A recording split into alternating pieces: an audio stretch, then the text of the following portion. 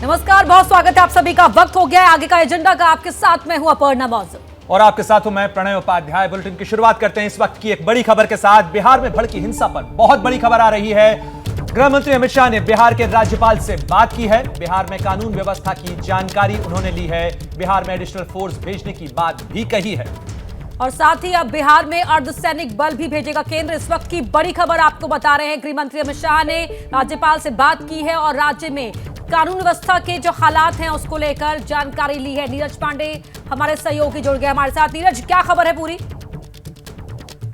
गृह मंत्री अमित शाह ने बिहार के राज्यपाल राजेंद्र आर्लेकर से फोन पर बात कर पूरी लॉ एंड ऑर्डर की सिचुएशन की जानकारी ली। चूंकि पिछले 2 दिन से सासाराम और नालंदा समेत कई इलाकों में हिंसा जिस तरह से भड़क रही है, लोगों के साथ मारपीट हो रही है, आगजनी हो रही है, लूटपाट हो रही है, इसको लेकर केंद्र सरकार बहुत चिंतित है। इसलिए उन्होंने राज्य सरकार से पहले ही ये बात कही थी कि कोई भी जरूरत होगी हम मुहैया कराएंगे। और अभी जब राज्यपाल से उनकी बात हो गई गृह मंत्री अमित शाह की, तो उन्होंने इंस्टेंट ऑर्डर किया है कि जो भी अर्धसैनिक बलों की जरूरत है वो भेजा जाए। और शाम तक ऐसा कहा जा रहा है, शाम तक गृह मंत्रालय के निर्देश पर अर्धसैनिक बलों की कम से कम 5 टुकड़ियां भेजी जा रही हैं बिहार में। बिहार की लॉ एंड ऑर्डर सिचुएशन में वो बिहार पुलिस की मदद करेंगे। और गृह मंत्री अमित शाह और गृह मंत्रालय के अधिकारी लगातार बिहार की सिचुएशन, बंगाल की सिचुएशन, इन सब पर नजर बनाए हुए हैं। और राज्य सरकार को भी ये कहा गया है कि जो भी जरूरत है, केंद्र सरकार से जिस तरह की मदद की जरूरत है बिहार को,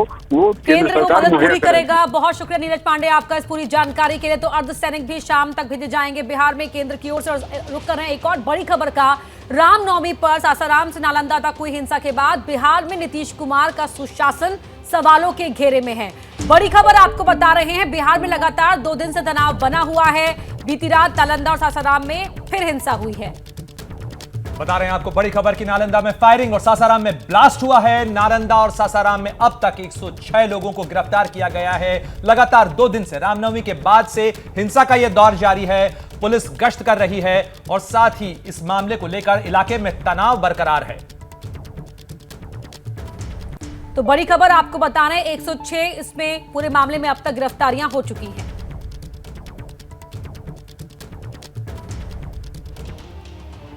तो बिहार में जहां एक तरफ हिंसा का दौर लगातार बरकरार है, इस मामले को लेकर केंद्र सरकार भी चिंता है, तो वहीं हिंसा पर नालंदा के डीएम का बड़ा बयान सामने आया है। हिंसा में बाहरी लोगों के शामिल होने का संकेत उन्होंने दिया है। बाहर से आए लोगों के बीच रोल की जांच की बात भी डीएम की तरफ से कही गई है। नालंदा में कर्फ्यू नहीं है, 144 लागू है, ये कहना है डीएम का। और साथ ही हिंसा में बाहरी लोगों के होने के संकेत भी मिले हैं। और ऐसे में जो लोग बाहर से आए हैं उनकी क्या भूमिका रही उसकी जांच भी करने की बात डीएम ने कही।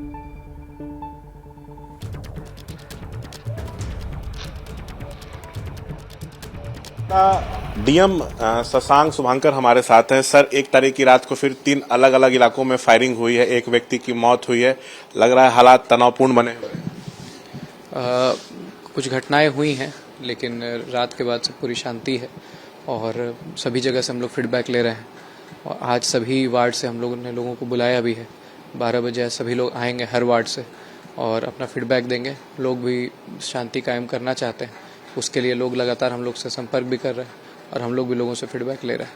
सर, कर्फ्यू है या कर्फ्यू जैसे हालात है? नहीं, कर्फ्यू इम्पोज नहीं किया गया है।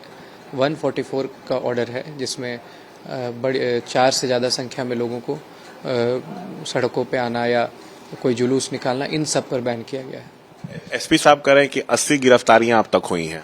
हाँ, 80 से ज़्यादा ही गिरफ्तारियां हो गई। सर, ये बताइए, क्या ऐसा भी कुछ एंगल अनुसंधान में आ रहा है कि बाहरी लोग आकर बिहार शरीफ को सुलगाए हैं दूसरे जिलों से, दूसरे राज्यों से? ऐसा कुछ आपको इनपुट हो रहा है? देखिए, अभी तो इन्वेस्टिगेशन चल रहा है, कुछ हिंट्स मिले हैं, लेकिन जब तक कंफर्म नहीं होगा तब तक हम कमेंट नहीं करेंगे। मतलब इस चीज से इनकार नहीं किया जा सकता कि बाहरी लोगों का भी हाथ हो सकता है, ऐसा कुछ हिंट मिला है? हाँ, हो सकता है, लेकिन इन्वेस्टिगेशन कंप्लीट होने के बाद हम लोग बताएंगे। अच्छा सर, 31 को घटना हुई थी जुलूस के बाद, 2 पक्ष आपस में भिड़े थे। एक को शांति थी, दोपहर तक हम लोग भी लगातार यहाँ कैंप कर रहे हैं, लेकिन एक की रात को 3 अलग अलग इलाके बनौरिया, पहाड़पुरा और खासगंज में फायरिंग की घटना हुई। तो क्या लग रहा है सर कि सुरक्षा में कहीं कुछ चूक हो रही है या ज्यादा फोर्स डिप्लॉयमेंट की आवश्यकता थी? देखिए, फोर्स डिप्लॉयमेंट किया गया है और भी फोर्स हम लोगों ने मंगा लिया है और अभी हम लोग का पूरा फोकस शांति बहाल करने पर है। तो आपने सुना नालंदा के डीएम शशांक जिस तरीके से हालात को बयान कर रहे थे। नालंदा में बीती रात 2 जगह फायरिंग हुई है। बनौलिया और पहाड़पुर इलाके में गोलीबारी की घटना हुई है। पहाड़पुर गोलीबारी में एक शख्स की मौत हुई और 3 लोग घायल हुए हैं। तो आपको बता रहे हैं कि बिहार के मुख्यमंत्री नीतीश कुमार के गृह जिले का यह सूरत हाल है और 18 साल से सत्ता में रहने के बावजूद सुशासन बाबू की इस व्यवस्था को लेकर सवाल खड़े हो रहे हैं। और प्रकाश हमारे सहयोगी लाइव जुड़ रहे हैं हमारे साथ। प्रकाश का रुख कर लेते हैं। प्रकाश, इस वक्त सबसे पहले तो ये बताइए कि मौजूदा हालात वहां पर अभी किस तरह के बने हुए हैं? देखिए, बिहार में 2 जिले हैं जो सांप्रदायिक हिंसा के शिकार में है और वो है बिहार शरीफ और सासाराम। सासाराम में फिलहाल स्थिति नियंत्रण में है और जैसा कि डिस्ट्रिक्ट मजिस्ट्रेट बिहार शरीफ के बता रहे थे कि यहाँ पर पहले रात की तुलना में अब ज़्यादा पुलिस फोर्स की तैनाती की गई है। इस वजह से सिचुएशन जो है वो अंडर कंट्रोल है। लेकिन सबसे अहम सवाल ये है कि देश के गृह मंत्री अमित शाह आज पटना और नवादा में हैं। कल शाम में ही वो आ गए थे। बिहार के मुख्यमंत्री नीतीश कुमार भी पटना में ही थे, लेकिन उनकी जो बातचीत हुई है अमित शाह की, जैसा कि हमारे सहयोगी बता रहे थे नीरज पांडे, की राज्यपाल से बातचीत हुई और उनको भरोसा दिलाया कि जितनी भी फोर्स की ज़रूरत होगी वो दी जाएगी। क्या मुख्यमंत्री और गृह मंत्री के बीच में कोई संवाद नहीं हुआ है? एक ही शहर में मुश्किल से 500 या 1 किलोमीटर की दूरी पर वो दोनों शख्स हैं, देश के गृह मंत्री भी और मुख्यमंत्री भी। तो और दूसरी तरफ सासाराम का उनका जो दौरा है वो भी रद्द हो गया। तो एक तरफ राजनीतिक समीकरण 2024 की लड़ाई के लिए अभी से ही उसकी नींव रख दी गई है और दूसरी तरफ क्या वाकई में बिहार में जो स्थिति तनावपूर्ण बनी, जो हिंसा हुई है, उसके लिए राज्य सरकार या पुलिस दोषी है? एक बात तो साफ है कि पुलिस इस पूरे प्रकरण में नाकाम रही है, क्योंकि आप देखेंगे कि जब भी कोई इस तरह के जुलूस या रामनवमी का अवसर होता है तो उसमें सबसे ज़्यादा पुलिस की तैनाती की जाती है, यह देखते हुए कि कौन से इलाके संवेदनशील हैं। उन इलाकों पर ज़्यादा गहरी नज़र होती है। तो क्या पुलिस पहले से तैयार नहीं थी? और अगर तैयार थी तो फिर ठीक तरीके से उसे टैकल क्यों नहीं कर पाई? ये भी एक तरह से सवाल उठता है। लेकिन नीतीश कुमार जो मुख्यमंत्री बिहार के, वो कहते हैं कि ऐसा कभी नहीं होता था, इस बार हो रहा है। उन्हें भी आश्चर्य हो रहा है और कड़ाई से निपटने की ज़रूरत है।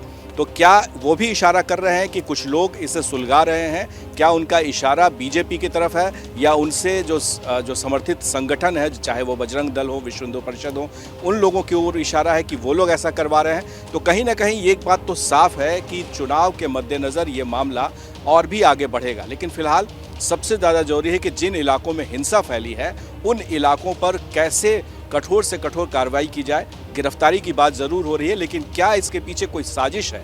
और अगर साजिश है तो किसने किया और किस पक्ष ने किया और किस तरीके से ये सुलगा है? तो अभी धीरे धीरे जो मामला वो खुलेगा जैसे ही जांच आएगी।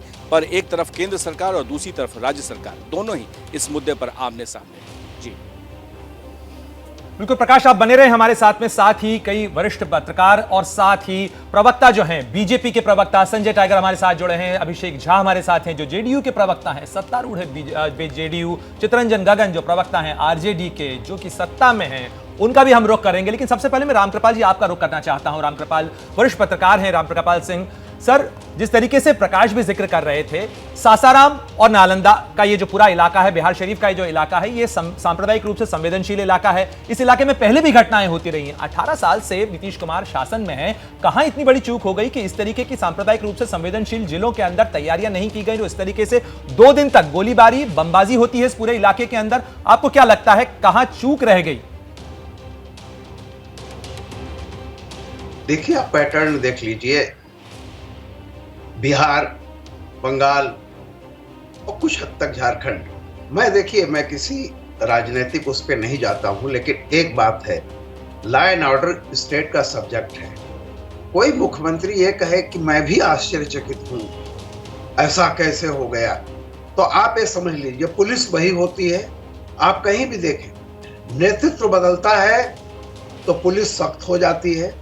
जब पुलिस को बिल्कुल क्लियर कट निर्देश रहे कि चाहे कोई भी हो जो अपराधी है उससे सख्ती से निपटना है, उसकी जाति धर्म देखे बिना, तो ये चीजें नहीं हो सकती। और मैं खुद इस बात को कह रहा हूं कि देखिए, हिंसा का जो रूप सामने आया है वो अचानक, जैसे आप कहते हैं ना कि अचानक कोई प्रतिकार में या प्रतिरोध में हिंसा नहीं हुई है। ये बड़ी ही सुनियोजित हिंसा हुई है। अचानक इतने पत्थर इकट्ठा हो जाना, आप समझ रहे हैं कि राह चलते किसी को ऐसे ही पत्थर मिल जाता है क्या?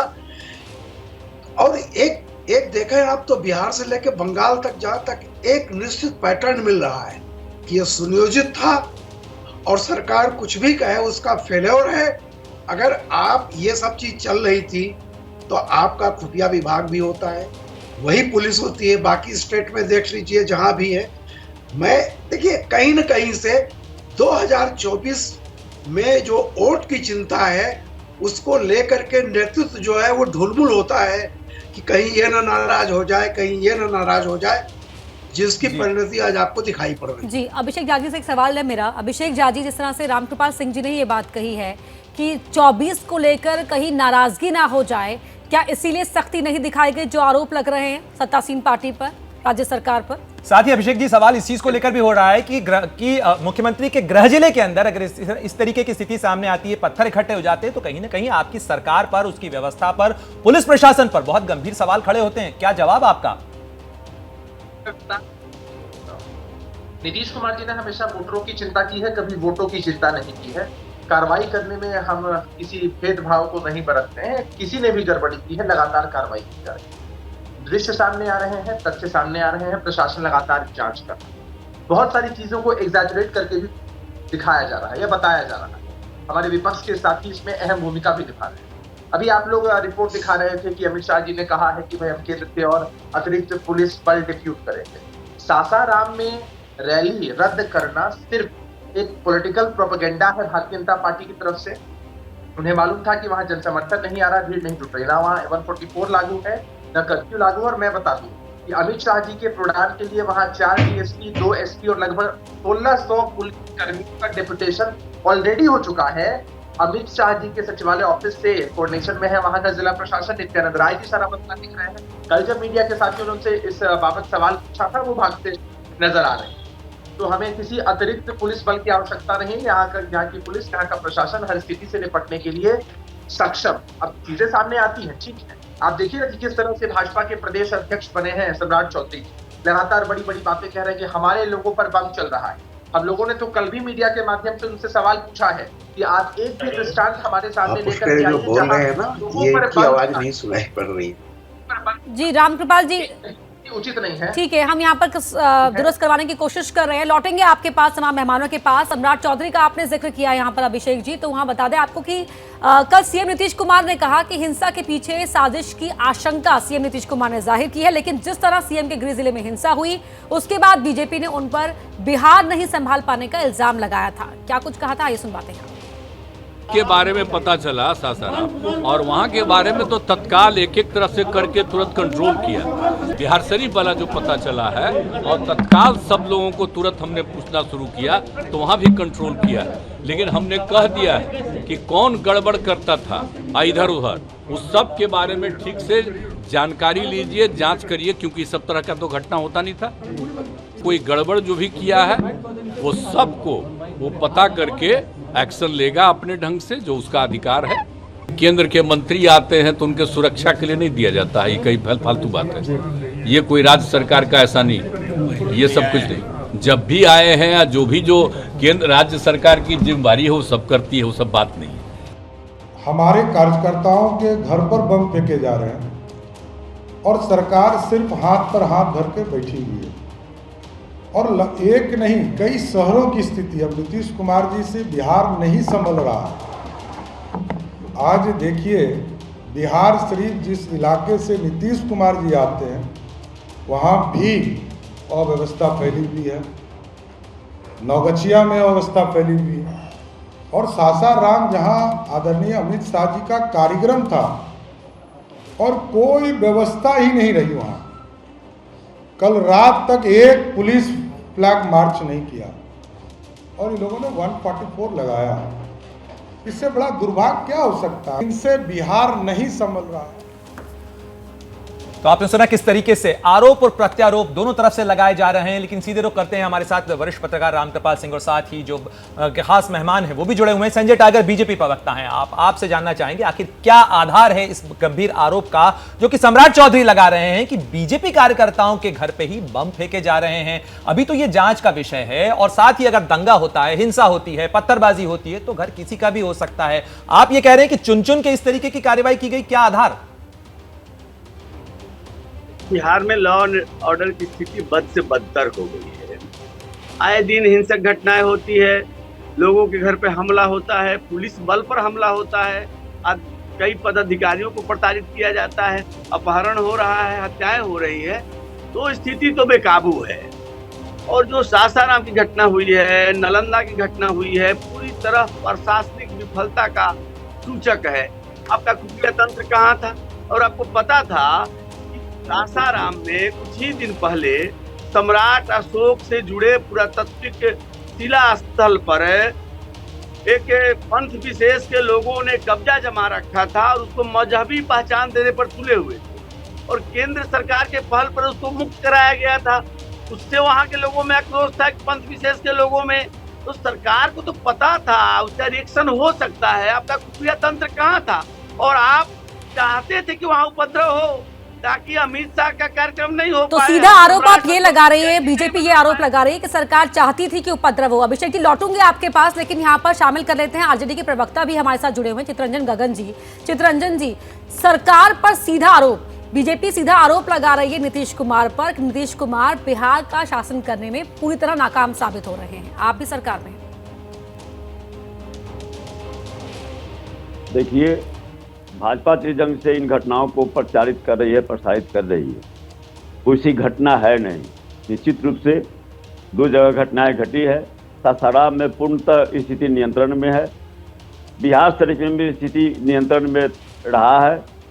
कल रात में एक घटना घट गई है। अब इन सब बातों को इतना बढ़ा चढ़ाकर ये लोग पेश कर रहे हैं। भाजपा नेताओं का आप बयान देख लीजिए, और जब भाजपा नेता ऐसा बात बोलते हैं तो बहुत आश्चर्य होता है कि गुजरात में इससे बहुत बड़ा दंगा हुआ, अभी श्री रामनवमी के अवसर पर महाराष्ट्र में हुआ, उत्तर प्रदेश में हुआ।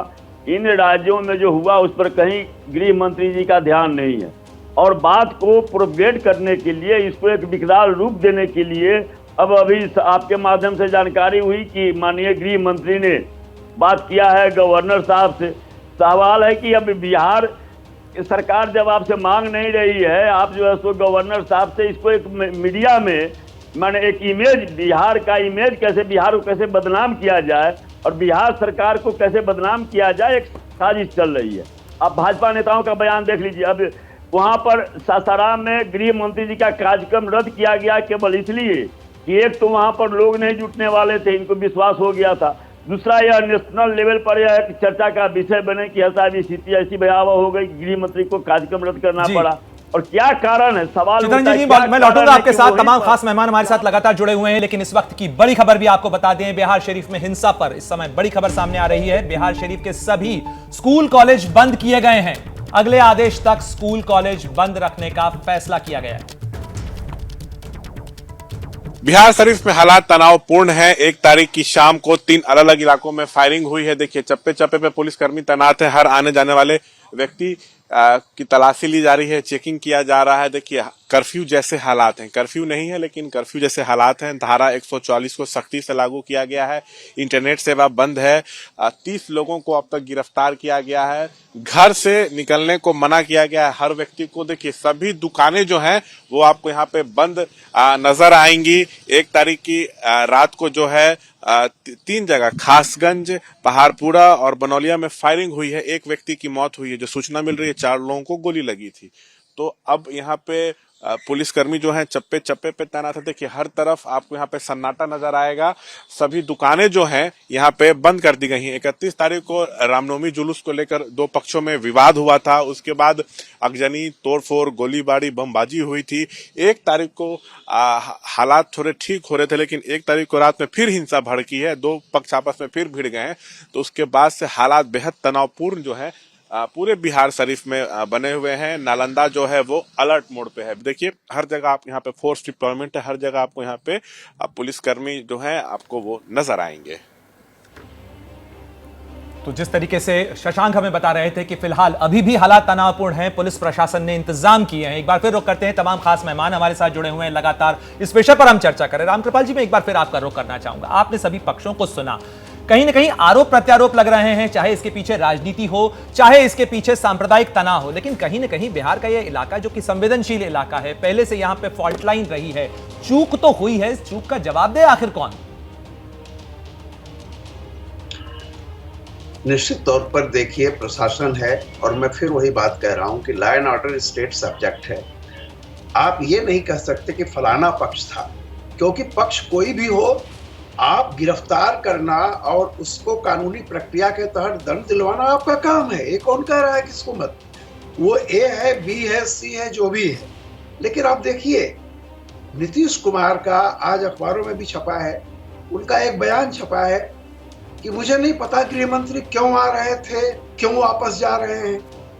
आप ये देखिए कि ऐसा नहीं होता है। एक आप मुख्यमंत्री हैं, बहुत लंबे समय तक आप उनके साथ मिलकर राज किए हैं। आप ये कहना कि वो क्यों आ रहे थे मुझे नहीं पता और क्यों जा रहे हैं। अरे भाई, आपके राज्य में गृह मंत्री आता है और कह रहे हैं केंद्रीय मंत्रियों को सिक्योरिटी देना हमारी कोई जिम्मेदारी नहीं है। मैं नहीं समझता कि ये नीतीश जी की भाषा है। एक जिम्मेदार व्यक्ति जो इतना 18 साल रहे हैं, केंद्रीय मंत्री रहे हैं, बहुत सारा, तो देखिए मैं फिर कह रहा हूं कि ये बंटवारे की जो राजनीति है ना, विभाजन या तुष्टीकरण, ये बहुत गलतफहमी में लोग हैं। रामकृपाल जी, आपने जो सवाल उठाया है इसके ऊपर जरा अभिषेक झा क्या कह रहे हैं उनको भी सुनना चाहिए। जेडीयू के प्रवक्ता हैं अभिषेक जी, आपने सुना जिस तरीके की टिप्पणियां तमाम जानकार कर रहे हैं, क्या इतने मासूम है नीतीश कुमार कि उन्हें पता ही नहीं कि गृह मंत्री आखिर क्यों आ रहे थे? इस तरीके के बयान कहीं ना कहीं ये बताते हैं कि उनकी पकड़ कमजोर हो रही है।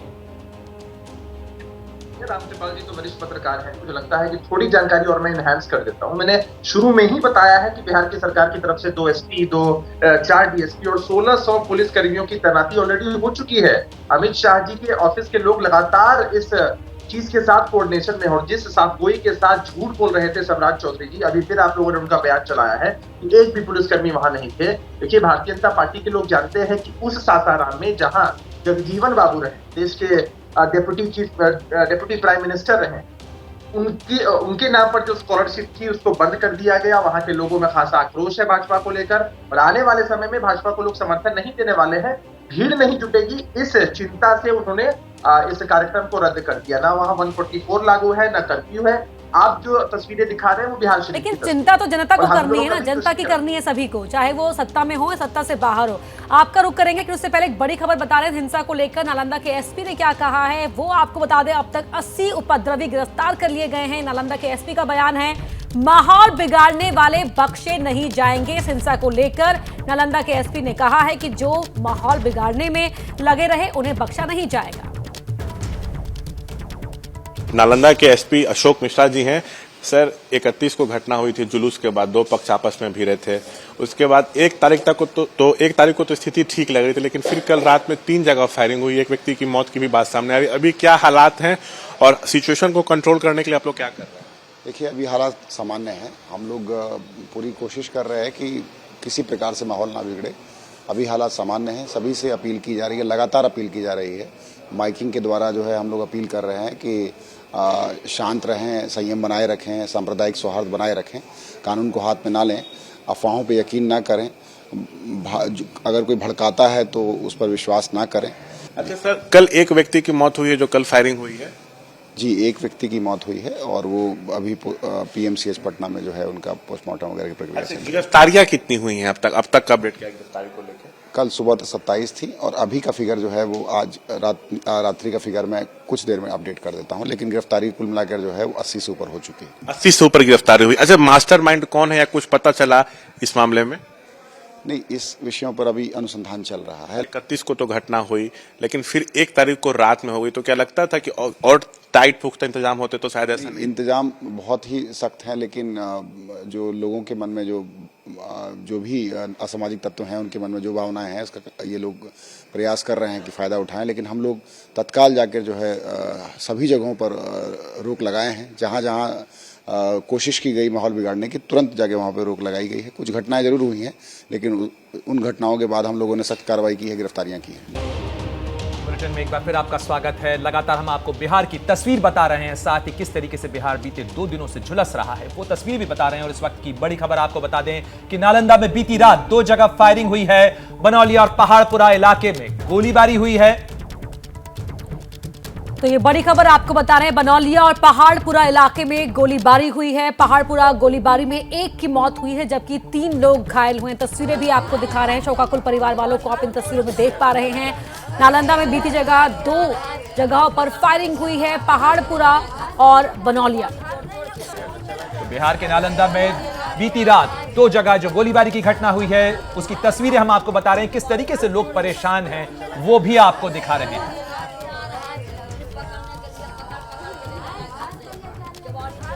बिहार शरीफ के पहाड़पुरा में गोली लगने से गुलशन नामक एक युवक की मौत हो गई है। देखिए परिजनों का रो रो कर बुरा हाल है। ये उसकी दादी हैं, रो रही हैं। ये उसकी बूढ़ी दादी हैं, ये बहन है, फुआ है। गुलशन का देखिए, ये जो लड़का है पीली रंग की टी शर्ट में, यही गुलशन है। हम उसकी तस्वीर आपको दिखा रहे हैं। ये पीली रंग की टी शर्ट में जो लड़का दिख रहा है यही गुलशन है। गोली लगने से इसकी मौत हुई है। बहन रो रही है, परिवार में मातम पस रहा है, चीख पुकार मची हुई है। ये देखिए यही गुलशन है। ये दादाजी हैं, बुजुर्ग दादाजी हैं, रो रो कर हालत खराब है। दादाजी हैं उसके, देखिए गुलशन के दादाजी हैं। पूरे परिवार में मातम पस रहा है। हम थोड़ा उनकी बहन से बात करेंगे। अच्छा, क्या नाम है? नेहा कुमारी। अच्छा, कैसे हुआ ये घटना? राशन लाने के लिए गया था, उसको नहीं पता था कि उधर झगड़ा हो रहा है, उन्हें गया, लोग गोली उस पर चला दिया। उस पर गोली चलाई गई? हाँ। अच्छा, मतलब आप लोग रोके घर से, कुछ खरीदने गया था? राशन लाने गया था, राशन सामान। अच्छा, तो उसके बाद पुलिस के पास गई आप लोग? पुलिस हम लोग को मदद ही नहीं करता था। उस टाइम पुलिस नहीं आया जब मेरा भाई को गोली मारा गया। जब वो मार के चला गया तब उसको पकड़ने आया। पापा के भैया को उनको पकड़ के लेके चले गए। फिर कुछ देर के बाद मोबाइल तो किसी को दिया ही नहीं। हम लोग को इधर उधर से पता चला कि वो मतलब इधर घर से निकला था राशन का सामान लाने, लेकिन उसको गोली मार दिया गया। तो देखिए दुखों का पहाड़ जो है परिवार पर टूट पड़ा है। कैमरा पर्सन विशाल राय के साथ शशांक कुमार, एबीपी न्यूज, बिहार शरीफ। और एक और बड़ी खबर का रुख कर रहे हैं। हिंसा के बीच सासाराम में ब्लास्ट हुआ है, शेरगंज इलाका, जहां एक घर में धमाका हुआ और इस धमाके से 5 लोग घायल हो गए। बता रहे हैं आपको कि सासाराम में किस तरीके से धमाके की घटना हुई है। धमाके के बाद इलाके में जमकर पथराव भी हुआ। बिहार शरीफ और सासाराम इन 2 जगहों के ऊपर लगातार तनाव बरकरार है और इन इलाकों के अंदर गोलीबारी और बमबाजी की घटनाओं की रिपोर्ट सामने आ रही है। हालांकि पुलिस लगातार गश्त कर रही है इस इलाके के अंदर। कई गिरफ्तारियां भी हुई हैं इस पूरे इलाके के अंदर। लेकिन हिंसा के बीच सासाराम में ब्लास्ट की खबर आपको बता रहे हैं। शेरगंज इलाके में एक घर में धमाका हुआ है। इस वक्त हम सासाराम के शेरगंज में मौजूद हैं और डीआईजी साहब खुद यहां पर पहुंचे थे अपनी टीम के साथ। तस्वीरों में आप देख सकते हैं कि ये डीआईजी नवीन चंद्र झा की गाड़ी है जो अपनी टीम के साथ यहां पर पहुंचे थे। दरअसल रात को एक सूचना आई कि शेरगंज इलाके में एक ब्लास्ट हुआ है और जानकारी मिली। उसके बाद पुलिस की तमाम जो टीमें थी डीआईजी के नेतृत्व में यहां पर पहुंची और जब पुलिस की टीम ने जांच की तो जांच में ये अभी तक की इन्वेस्टिगेशन में सूत्रों की माने तो ये साफ हो रहा है कि जिस तरीके से ये ब्लास्ट हुआ है कहीं ना कहीं ये एक सोची समझी साजिश थी और जिस घर के अंदर ये ब्लास्ट हुआ है वो पूरा का पूरा घर बंद था। तो जो आरोप लगाए जा रहे हैं कि बम को ऊपर से फेंक दिया गया था, सूत्रों ने इस आरोप को कहीं ना कहीं खंडन किया है। उनका ये कहना है कि उस जगह पर कोई साजिश की जा रही थी और उसी साजिश के चलते वहां पर अचानक से ब्लास्ट हो गया, जिसमें 5 लोग घायल हुए हैं, जिनमें से 4 गंभीर रूप से घायल है, जिनका इलाज वहां पर चल रहा है। और अब पुलिस की टीम ये जानने की कोशिश कर रही है कि आखिरकार वो कौन लोग हैं जो हिंसा को फैलाना चाहते हैं। कैमरामैन राजेश कुमार के साथ मनोज वर्मा, एबीपी न्यूज, सासाराम। तो देखिए बिहार में जो हालात बने हुए हैं उनकी ताजा अपडेट आप तक पहुंचाने के लिए, हर तस्वीर आप तक पहुंचाने के लिए हमारे तमाम सहयोगी वहां पर चप्पे चप्पे पर डटे हुए हैं। लगातार ग्राउंड जीरो से आप तक तस्वीरें पहुंचा रहे हैं। वापस एक बार रुख करूंगी अपने तमाम मेहमानों का। अभिषेक झा जी, सवाल तो उठेंगे ही। देखिए बिहार में सरकार नीतीश कुमार की है, आप लोग दावे भले ही कितने भी कर लें, लेकिन जो तस्वीरें आ रही हैं, जो जानकारी निकलकर सामने आ रही है, वो बता रही है कि बिहार में सब कुछ ठीक नहीं है। देखिए जहां भी इस तरह की तस्वीरें आ रही दुर्भाग्यपूर्ण है। हम जवाबदेही से पीछे हटने की बात नहीं करते हैं। नीतीश कुमार जी ने बिहार में कानून के राज की स्थापना की है। सांप्रदायिक सौहार्द कैसे बना रही है सरकार की प्राथमिकता में शामिल। लेकिन इसके लिए सबका सहयोग अपेक्षित होता है। आपने प्रशासन के लोगों का बयान भी चलाया है, उन लोगों ने भी अपील की है कि हर किसी को संयम बरतना चाहिए। हर जगह कुछ असामाजिक तत्व होते हैं जो अपना एंगल साधने की कोशिश करते हैं, और दुर्भाग्यपूर्ण तब लगता है जब इसमें पॉलिटिकल पार्टियां भी कुछ जाती हैं। विपक्ष के लोग सिर्फ अपने राजनीतिक मतलब को साधने के लिए इस तरह के भड़काऊ बयान देते हैं। आप बताइए कि जहां पर भी चूक हुई, हमने कहा साफ तौर पर कि अगर कहीं इनपुट के आधार पर कार्रवाई नहीं की गई या त्वरित कार्रवाई नहीं की गई होगी तो प्रशासनिक महकमे के लोगों पर भी कार्रवाई की जाती। ये नीतीश कुमार जी का बिहार है, किसी को छोड़ा नहीं जाता। लेकिन जब दृश्य सामने आ रहे हैं, आप लोग लगातार कवरेज कर रहे हैं, हर तरफ आपको पुलिस प्रशासन के लोग चाक चौबंद नजर आ रहे हैं, लेकिन कुछ असामाजिक तत्व इन सब के बीच से अगर इस तरह की घटनाओं को अंजाम देते हैं तो हम किसी भी कीमत पर इसको बर्दाश्त नहीं करने वाले हैं। हमारी प्राथमिकता में है कि हर जगह माहौल सही रहे और उसके लिए सरकार अलर्ट है, नीतीश कुमार जी की पैनी नजर है। हम सभी लोग हर चीज की मॉनिटरिंग को कर रहे हैं। सिर्फ ये ढोंग करना कि हम केंद्र की सरकार की तरफ से बल भेज देंगे तो बिहार की स्थिति सुधर जाएगी, ऐसा कुछ भी नहीं है। आपने कल भी मैं आपके चैनल पर इसी समय बैठा हुआ था, हम बंगाल की तस्वीरें देख रहे थे। देश के विभिन्न कोनों से इस तरह की तस्वीरें सामने आ रही हैं। कुछ लोग होते हैं जो धर्म के नाम पर अपना एंगल एजेंडा सेट करते हैं, धार्मिक भावनाओं को भड़काने की कोशिश करते हैं। भारत जहां गंगा जमुनी तहजीब है, बिहार जहां पे हमेशा सकारात्मक संदेश निकलकर सामने गया है, बिल्कुल की छवि खराब करने जी जाहिर तौर पर अभिषेक जी आप सरकार में बैठे हुए हैं तो सरकार की तरफ से आप उसका पक्ष रखेंगे ही सही, लेकिन चितरंजन गगन में आपका रुख करना चाहूंगा। आप भी सरकार में साझेदार हैं, क्या आप सहमत हैं अभिषेक झा जी जो कह रहे हैं? क्योंकि अब पुलिस प्रशासन जो भी बातें कर रहा है वो तो पोस्ट फैक्टो है ना, घटना तो हो चुकी और लगातार 2 दिन से हो रही है। बीती रात अगर गोलीबारी होती है नालंदा के अंदर, सासाराम के अंदर बम ब्लास्ट होता है तो कहीं ना कहीं इस चीज को लेकर आप पर सवाल तो उठेंगे ना। आप उसका जवाब देने के बजाय केंद्र पर आरोप लगा रहे हैं। नहीं, केंद्र पर आरोप हम नहीं लगा रहे हैं। सवाल है कि अब केंद्रीय गृह मंत्री की जो भूमिका अभी आप बता रहे थे, जिस ढंग से गवर्नर साहब से बात की है, यहाँ केंद्रीय अर्धसैनिक बल को हम यहाँ पर भेज रहे हैं, तो आप क्या चाहते हैं कि बात नहीं करनी चाहिए थी? बयान देख नहीं, आप अपना स्थिति स्पष्ट करिए कि क्या बात नहीं करना चाहिए।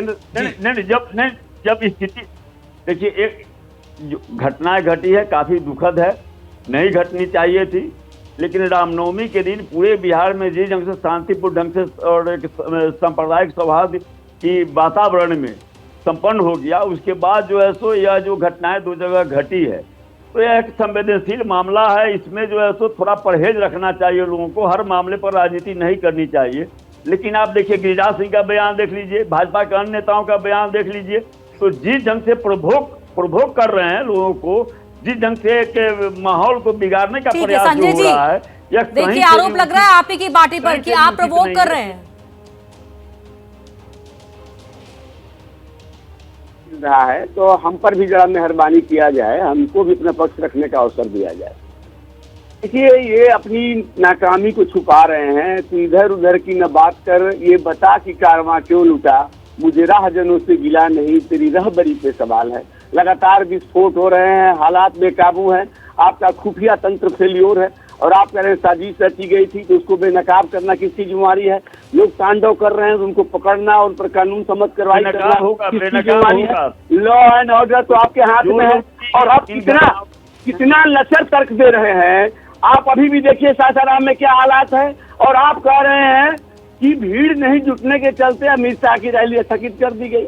अरे इससे पहले बिहार के लौरिया में अमित शाह की रैली हुई है, इसके पहले पूर्णिया में कार्यक्रम हुआ है, अपार जन समूह उमड़ा था। मैं लौटूंगा आपके पास में, लेकिन इस वक्त की एक बड़ी खबर भी दर्शकों को बता दें। इस वक्त की बड़ी खबर सामने आ रही है कि राहुल गांधी की तरफ से अपील का मामला सामने आया है। मानहानि मामले में कोर्ट्स के फैसले के खिलाफ अब कल अपील दाखिल करेंगे राहुल गांधी।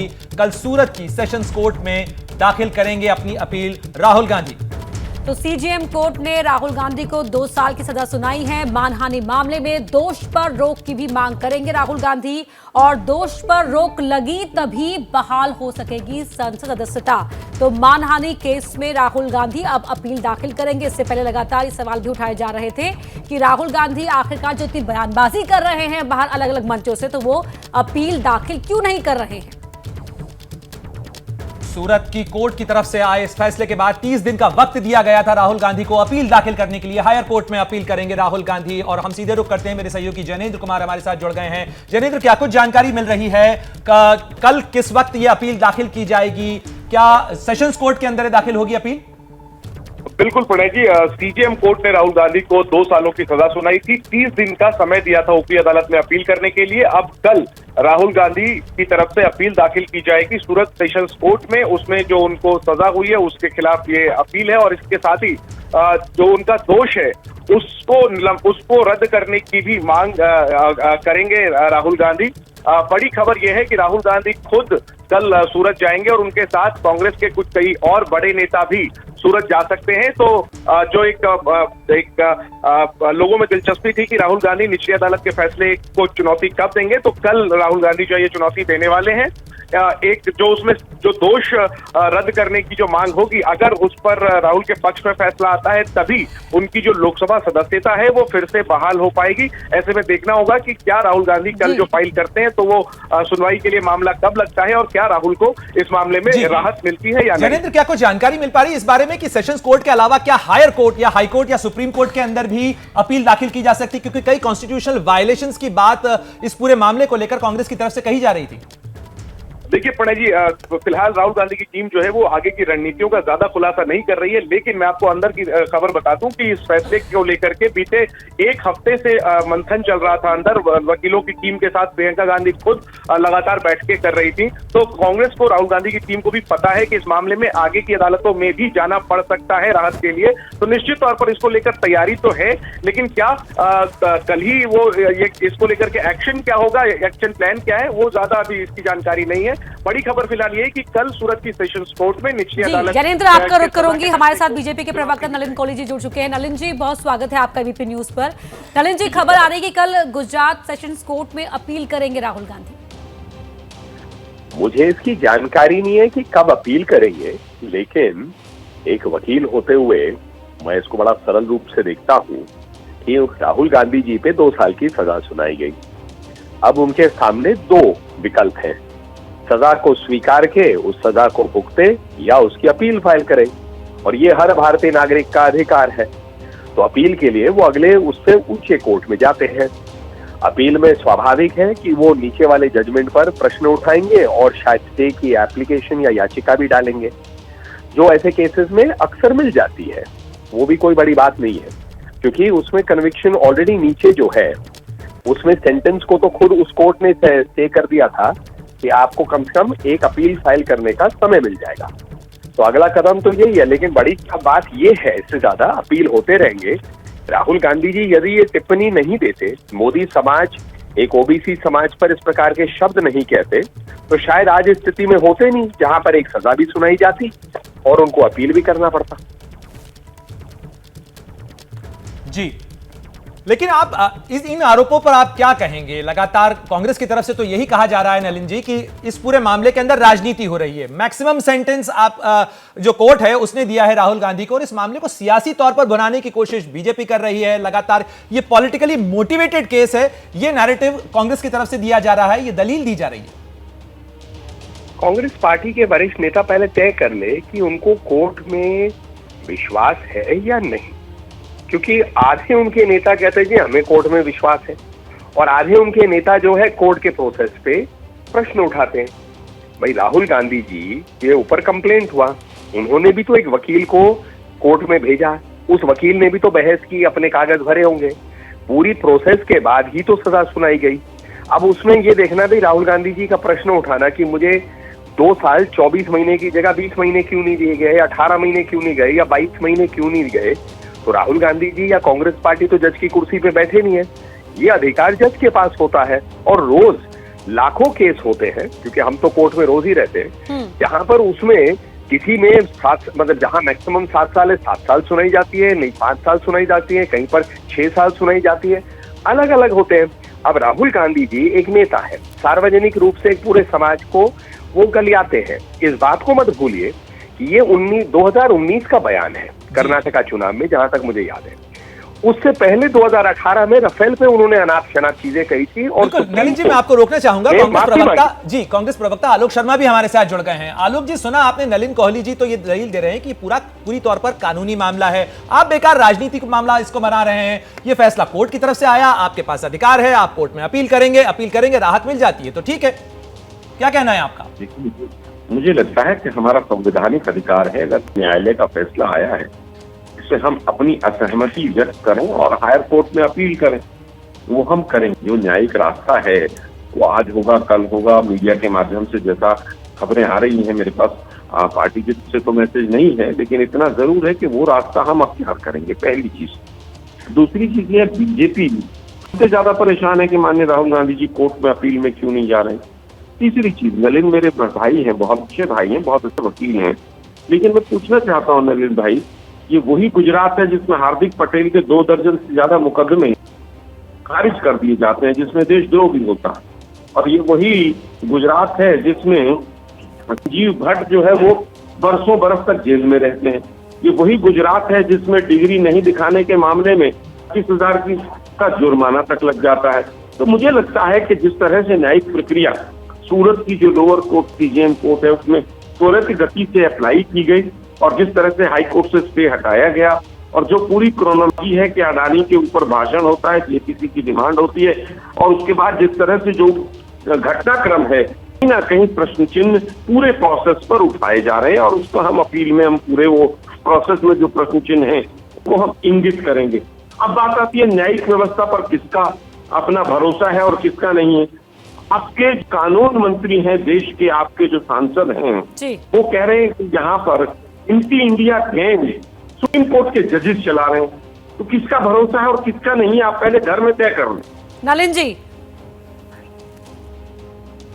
आलोक जी भी बड़े वरिष्ठ एक प्रवक्ता है कांग्रेस पार्टी की, और जैसे उन्होंने सही फराया, मेरे मित्र है, लेकिन जो डिबेट आपके सामने हो रही है इसको मैं अगर एक और पहलू से देखूं, आप याद करिए कांग्रेस पार्टी की एक बड़ी पुरानी रणनीति रही है इंदिरा गांधी जी के समय से कि कुछ हो उसमें कॉन्स्पिरेसी एंगल देखना, कि अरे इसको देखिए इसकी टाइमिंग कैसे थी, ये कैसे हो गया, इस पर प्रश्न उठना चाहिए। और हमेशा इंदिरा गांधी जी के कार्यकाल में, शायद राजीव गांधी जी के कार्यकाल में, विदेशी तत्वों पर ऐसे प्रश्न उठाए जाते थे, बाहर की कोई शक्ति ऐसे कर रही है। अब कांग्रेस की दुविधा यह है कि राहुल गांधी जी स्वयं विदेश गए और वहां विदेश में जाकर उन्होंने अलग अलग देशों से ये गुहार लगाई एक प्रकार से कि what is America and Europe doing about it, कि भारत में लोकतंत्र हिला हुआ है, तो आप लोग क्या कर रहे हैं, मतलब हस्तक्षेप करिए। इससे पहले मनीशंकर अय्यर जी पाकिस्तान में बोले थे कि भाई इनको हटाइए, इनको कौन हुए, मोदी जी और बीजेपी, और हमें लाइए। अब जब आपने विदेश की तरफ मित्रता या एक हाथ आगे बढ़ाया है, तो आप विदेशी तत्वों पर कैसे कंस्पिरेसी एंगल करेंगे? ये बात पलटवार तो जारी रहेगा। फिलहाल समय इतना ही है। बहुत शुक्रिया आप दोनों मेहमानों का हमारे साथ जुड़ने के लिए। बुलेटिन में एक बार फिर आपका स्वागत है। रुक करते हैं इस वक्त की एक बड़ी खबर का। ऊना शहर जो कि गुजरात का शहर है, पिछले 3 दिनों से छावनी में तब्दील हो चुका है ये शहर। भड़काऊ भाषण के बाद ऊना में हालात बिगड़े और कल रात के बाद ऊना में पथराव हुआ।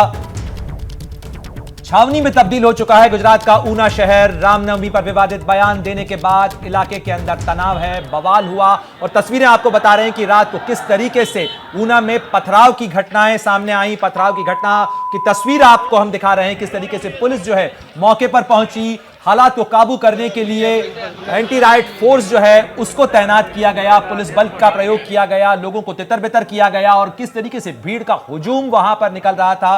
भड़काऊ बयान का यह पूरा मामला है। भड़काऊ बयान के बाद इलाके के अंदर तनाव था।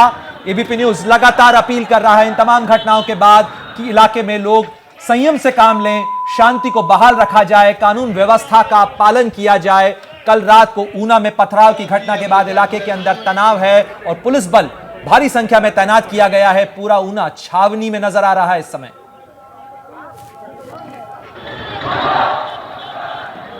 और इस खबर पर ज्यादा जानकारी के लिए सीधे रुख करते हैं हमारे वरिष्ठ सहयोगी और एबीपी अस्मिता के संपादक रौनक पटेल हमारे साथ जुड़ गए हैं। क्या कुछ जानकारी मिल पा रही है रौनक? लगातार इस तरीके की घटनाएं सामने आ रही हैं। देखिए, ऊना का जो मामला है वो एक महिला है जो कट्टरवादी मानी जाती है, उनका एक प्रवचन था जिसको लेकर वो स्पीच था, हेट स्पीच था, जिसके बाद ये हंगामा शुरू हुआ। लगातार 2 दिन से हंगामा और आगजनी के भी दृश्य आते हैं, पथराव के भी दृश्य आते हैं, क्योंकि वो जैसे बयान आया उसके बाद में 2 कम्युनिटी के लोग आमने सामने आ गए। शुरुआत पथराव से हुआ, उसके बाद प्रशासन ने काफी एक्ट किया। प्रशासन ने दोनों कम्युनिटी के, दोनों समुदाय के जो वरिष्ठ लोग थे इलाके के, उनके साथ बैठकें की। हालांकि पहली बैठक में भी हंगामा हुआ, हालांकि उसके बाद फिर शांति समिति की बैठक हुई जिसमें सब लोगों ने तय किया कि जिसने भी इस प्रकार का बयान दिया था उसके खिलाफ मामला दर्ज होगा। पुलिस ने भी बताया कि हम लोग जिसने भी इस प्रकार की हेट स्पीच दी थी उस महिला के खिलाफ मामला दर्ज करेंगे। लेकिन उसके बाद फिर एक बात जो दृश्य आए कल शाम को और कल देर रात तक इसी प्रकार का मंजर देखने को मिला। हालांकि पुलिस बहुत ज्यादा तैनात की गई है, अतिरिक्त पुलिस बल भेजा गया है। फिलहाल आज के दिन में शांति जरूर है लेकिन तनाव का माहौल जो है वो बरकरार है। जी बहुत शुक्रिया आपका इस पूरी जानकारी के लिए। आगे भी आपसे अपडेट देते रहेंगे और एबीपी न्यूज लगातार आपसे ये अपील करता है कि अफवाहों पर ध्यान बिल्कुल भी ना दे। जहां भी आप हैं वहां शांति और संयम बनाए रखें। क्या मजबूरी है मेरी बताइए? मैं अभी आपको बताती हूँ कि मैंने ओए होए होए होए नमकीन के चटकारे लेते हुए टकटकी मार के डिबेट शो को पॉज रिपीट कर करके देख रहे हैं जोगिंदर जी। इनकी तरह आप भी देखें अपनी फेवरेट डिबेट्स को रिपीट कर और डाउनलोड कीजिए एबीपी लाइव ऐप अपने स्मार्ट टीवी पर।